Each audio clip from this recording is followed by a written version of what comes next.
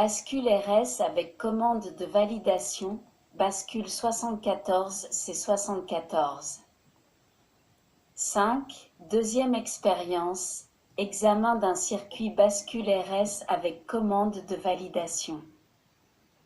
Dans l'exercice suivant, vous allez ajouter une entrée de commande permettant de valider les deux entrées de la bascule RS.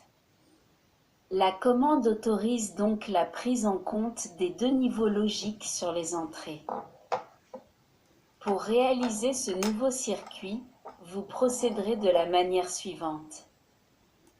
A. Débrancher l'alimentation et enlever toutes les liaisons établies précédemment. B. Effectuer les nouvelles liaisons en vous référant à la figure 10A et aux indications suivantes. Relier la broche 1 de ICX avec la broche 11 de ICX.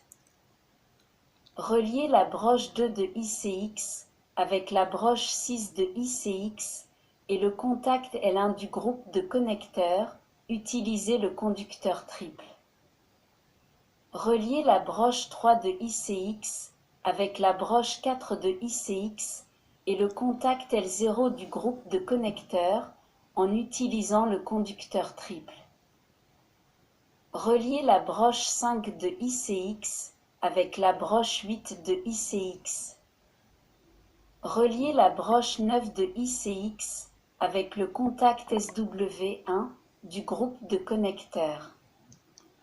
Relier la broche 10 de ICX avec la broche 12 de ICX et avec le contact P0 front montant du groupe de connecteurs, conducteur triple. Relier la broche 13 de ICX avec le contact SW0 du groupe de connecteurs. C. Introduisez le circuit intégré MM74C00 dans le support ICX. D. Mettez les deux inverseurs SW0 et SW1 en position 0. Vous avez réalisé le circuit illustré figure 10B. Ce circuit comporte 3 entrées R, S, C et 2 sorties Q et Q barre étoile. Les entrées S et R sont au niveau L grâce aux interrupteurs SW0 et SW1. L'entrée C est également au niveau L car le bouton P0 est relâché. En définitive, ce circuit est une bascule RS précédée par deux circuits NAND dont le fonctionnement dépend de la commande C. E. Brancher l'alimentation, une des deux LED s'allume, L0 ou L1, sans que l'on puisse déterminer à l'avance laquelle. F. Réaliser les différentes combinaisons avec les deux interrupteurs SW0 et SW1. Notez qu'il n'y a aucun changement d'état sur les sorties de la bascule. G. Mettez SW1 sur la position 0 et SW0 sur la position 1. Appuyez sur le bouton P0 et maintenez-le dans cet état.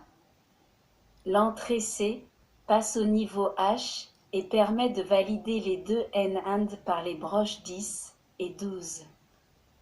Les deux états logiques sur R et S se retrouvent inversés sur les deux entrées correspondantes de la bascule aux broches 1 et 5.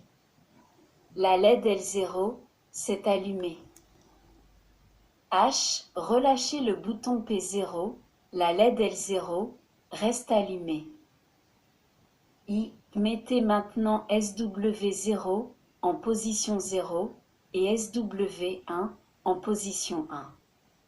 Il n'y a aucun changement d'état sur les deux sorties. J. Appuyez et relâchez le bouton P0, L0 s'éteint et L1 s'allume. K. Continuez l'expérience en testant les différentes combinaisons de SW0 et SW1 et observez les deux LED. Sur la base des données obtenues avec ces essais, vous pouvez établir la table de fonctionnement et en extraire la table de vérité du circuit réalisé en adoptant la procédure suivie à la première expérience. Vous pouvez comparer les résultats obtenus avec ceux reportés dans les deux tables de la figure 11. Dans celle-ci, les symboles X indiquent que les entrées S et R peuvent être indifféremment au niveau H ou L, valeur logique 1 ou 0, sans influencer l'état de la sortie du circuit, c'est-à-dire sans déterminer de basculement des niveaux de sortie, quand la commande C se trouve au niveau L. Vous pouvez vous-même relever ce résultat en pratique en remarquant que si le bouton P0 n'est pas enfoncé, les interrupteurs SW0 et SW1 peuvent être commutés sur n'importe quelle position sans que cela détermine un changement d'état des LED. Par contre, si le bouton P0 est enfoncé, l'état de la bascule dépend des niveaux présents aux deux entrées S et R. En conclusion, vous avez pu par cette expérience voir comment il est possible d'obtenir un perfectionnement de la bascule RS par l'addition de deux circuits NAND. Vous obtenez ainsi une bascule RSC. Les caractéristiques de cette bascule sont les suivantes. À l'aide de l'entrée C, il est possible de commander le fonctionnement de la bascule.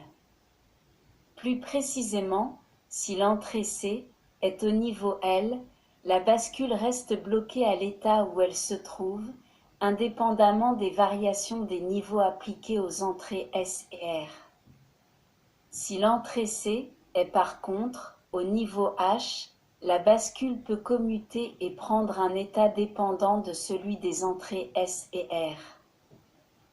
Si S et R sont tous deux au niveau L, même si C est au niveau H, la bascule ne change pas d'état.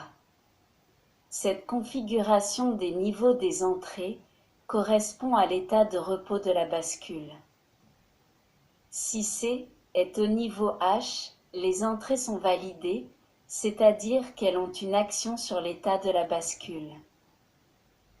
Lorsque si S est au niveau H et R au niveau L, la bascule prend l'état 1, c'est-à-dire que la sortie Q est au niveau H. Lorsque si S est au niveau L et R au niveau H, la bascule prend l'état 0, c'est-à-dire que la sortie Q est au niveau L. L'avantage qu'offre la bascule RSC est le suivant: les signaux appliqués aux entrées S et R peuvent provoquer un changement d'état de la bascule uniquement lorsque l'autorisation en est donnée par l'entrée de commande C. Notez que dans ce circuit, à la différence de celui vu dans la première expérience, l'état de repos L, soit S et R au niveau L, et que les deux entrées sont actives au niveau H. Ce mode de fonctionnement est dû à l'inversion introduite par les deux premiers NAND. 6. Troisième expérience, examen d'une bascule D. Il est souvent nécessaire de mémoriser l'état logique H ou L d'un signal à un instant donné grâce à un signal de commande. Dans ce cas, on utilise une bascule D de type MM74C74 dont le schéma électrique est donné figure 12. Ce circuit intégré, comme vous pouvez le voir, comprend deux bascules de type D identiques dont une seule sera examinée. Comme vous pouvez l'observer dans la figure 12, chaque bascule D possède les quatre entrées suivantes. Data, terme anglais signifiant données, dont l'initiale D donne le nom à la bascule. Clock, terme anglais signifiant horloge, elle correspond à l'entrée de commande, entrée C, de la bascule relative à l'expérience précédente. Preset, Terme prédisposé à l'état 1.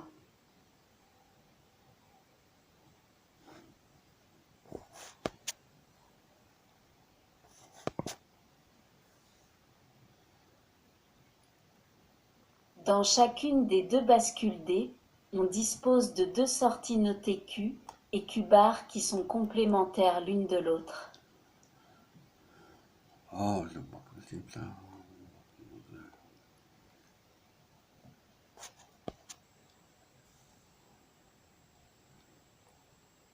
Vous verrez la fonction de ces deux dernières entrées au cours de l'expérience. Dans chacune des deux bascules D, on dispose de deux sorties notées Q et Q bar qui sont complémentaires l'une de l'autre.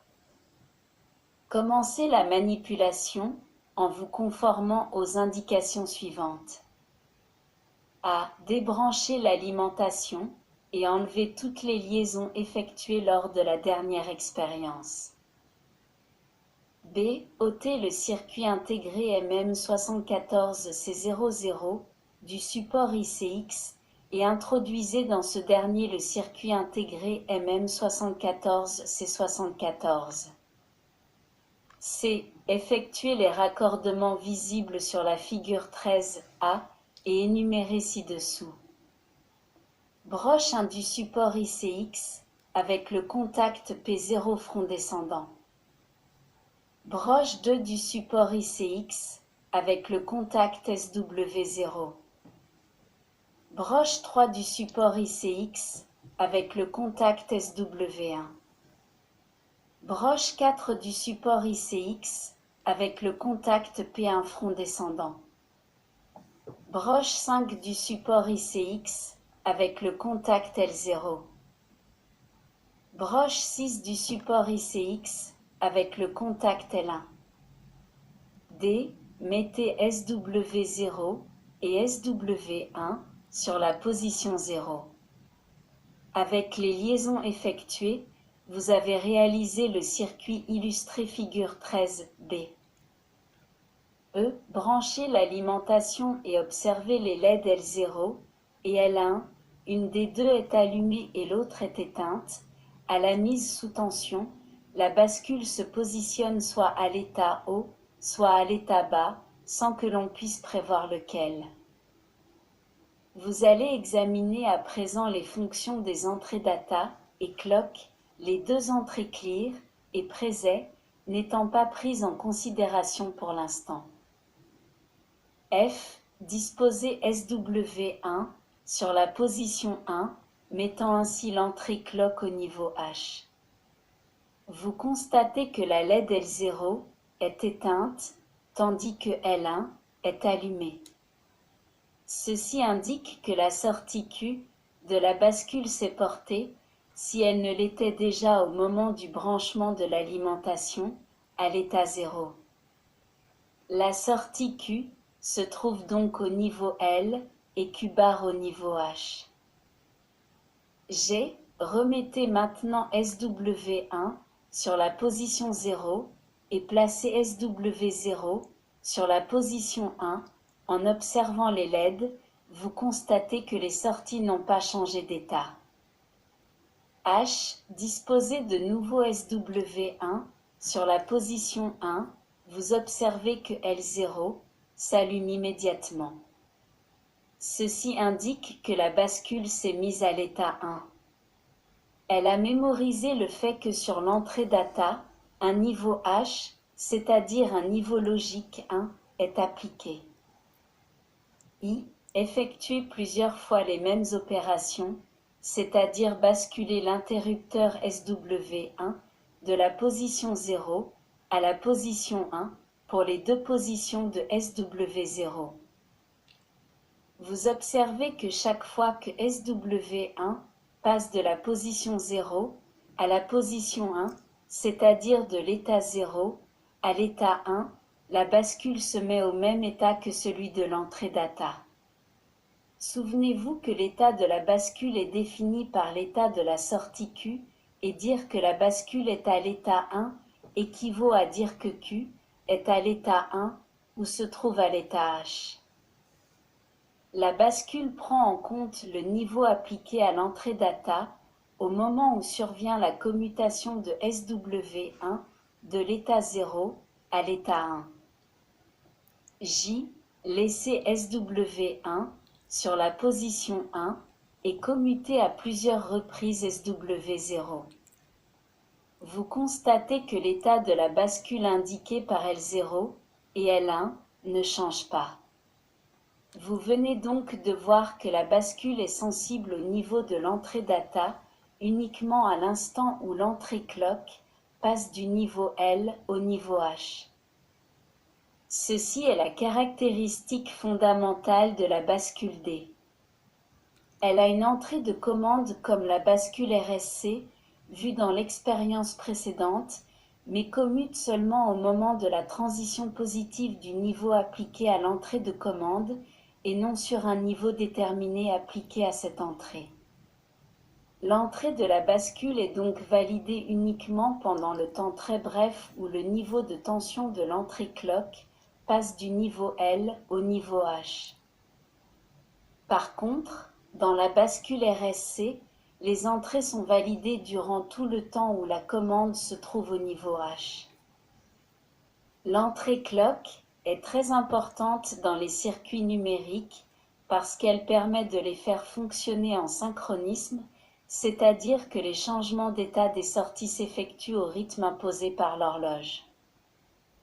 Dans les prochaines pratiques, la fonction clock sera expliquée. Pour l'instant, considérez-la simplement comme une entrée de commande valide dans la bascule. Voyons maintenant les fonctions des deux entrées restantes clear et presets qui n'ont pas encore été prises en considération. K.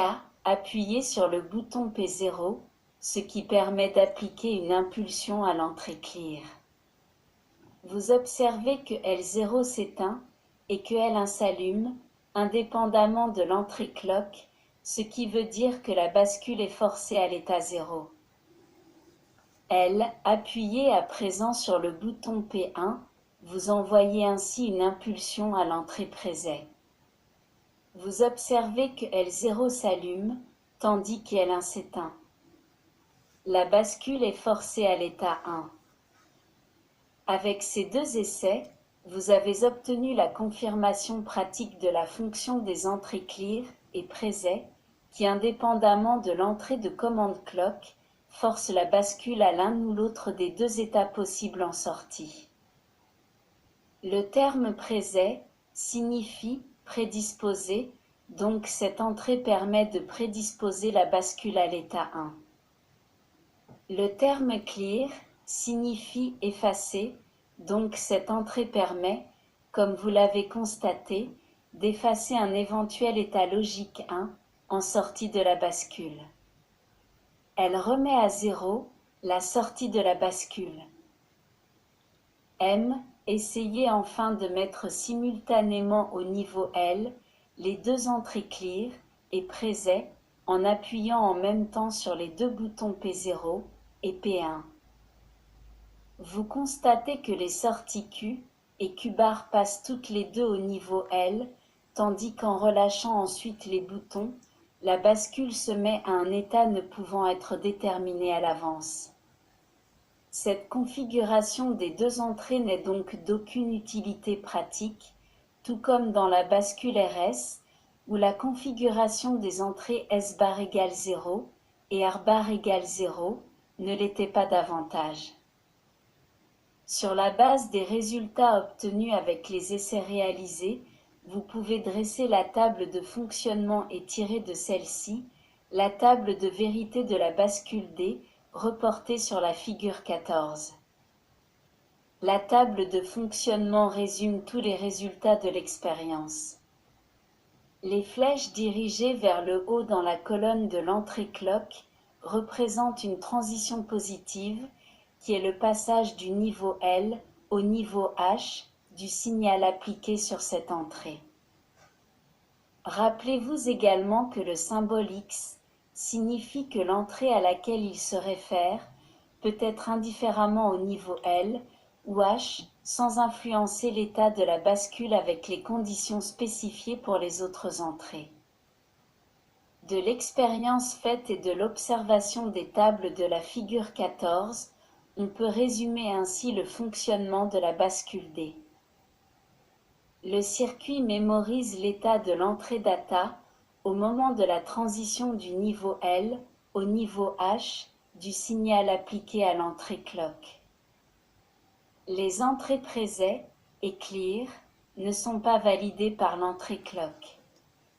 Elles servent à positionner respectivement le circuit à l'état 1 ou à l'état 0. Ceci est très utile quand on branche l'alimentation, par exemple pour mettre la bascule à l'état désiré, au lieu de lui laisser prendre un état indéterminé. Cette quatrième expérience emploie d'une bascule D comme détecteur de transition positive.